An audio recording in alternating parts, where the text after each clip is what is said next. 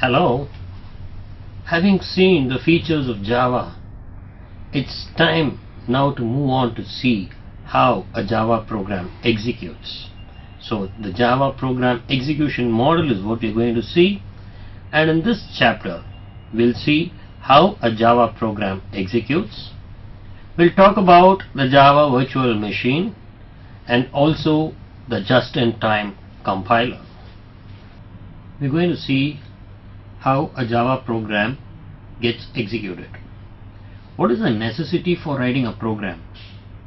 Like, say for example, when a user has a need, if he has to enter the names of 10 persons and has to save it in a database, then he needs a program to do it because the user doesn't know Java, so he can't write his own programs.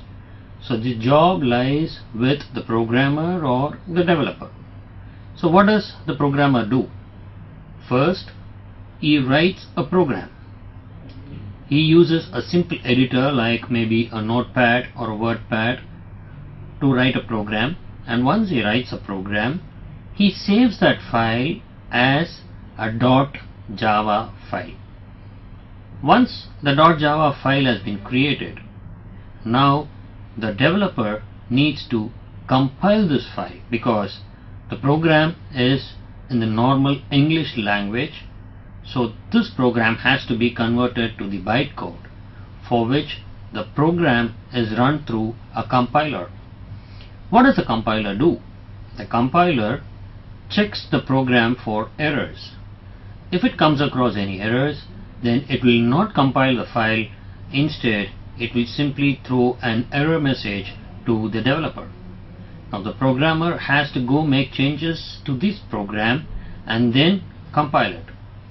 Once the file gets compiled, a new file with the extension .class is created. The .class file is a file that has the name of the class that was declared inside the program. Therefore, that is how a .class file is created. Now, when the developer runs this program by typing Java and the class name, the program is run through a Java virtual machine. What does a Java virtual machine do? In other words, a compiler compiles your program to a class file, or in other words, it's converted to a bytecode. Now, the bytecode has to be read, for which the JVM uses an interpreter or a Java interpreter to read the bytecode. So this bytecode is read, and once again this has to be converted to ones and zeros, which means it will use another compiler called the JIT compiler or the just-in-time compiler. The entire interpreted code is run through the JIT, and then the output is thrown on to the screen as native code.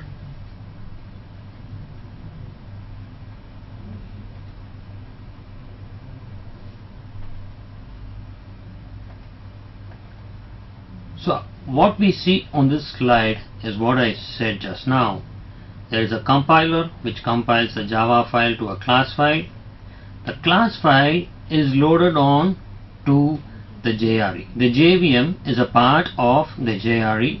Now we are looking at the bigger picture, the JRE or the Java runtime environment. The Java runtime environment has a class loader, which means the class file is loaded onto the class loader. Then there is a bytecode verifier which verifies the bytecode. And during the runtime, it is passed through the just-in-time compiler and it is passed on to the hardware. And as you know, the memory, the CPU, these are the hardware components through which your program runs or passes through, and the output once again is thrown on to your screen. So this is how a program runs.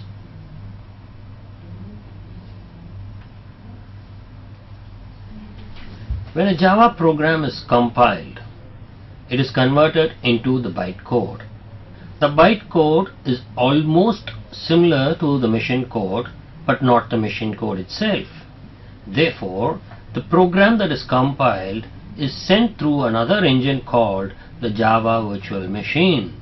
The Java virtual machine takes up the compiled program and it interprets the bytecode and then executes the same. So the JVM acts as an interpreter of the compiled program.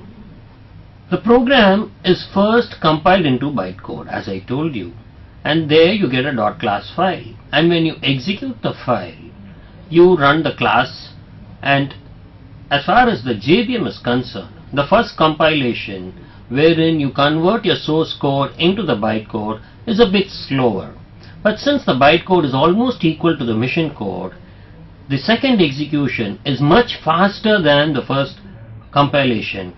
Therefore, your execution of a class file becomes faster, and that is why we say that Java is a fast programming language. And Java can also be carried on through the network. It is also called as an internet programming language. In short, what you see on the slide is the Java virtual machine, which consists of these three things, and I've just shown it to you for easier understanding. The just-in-time compiler is the last step before a program executes. Once the JVM interprets the bytecode, it is then sent to the JIT compiler or the just-in-time compiler, which converts your bytecode into the actual machine language, and then the program is executed, wherein you see the output of the source code that you've written. So my dear friend, we come to the end of the session, and I'd just like to tell you what we've seen. I showed you a diagram wherein we saw how a program got executed in the execution model. Then we spoke about the Java virtual machine or the JVM, wherein the program is interpreted and then sent to the last step of a Java program execution, namely the JIT compiler, which converts your bytecode into the machine code for program execution. So till such time we meet again, it's bye for now and thank you.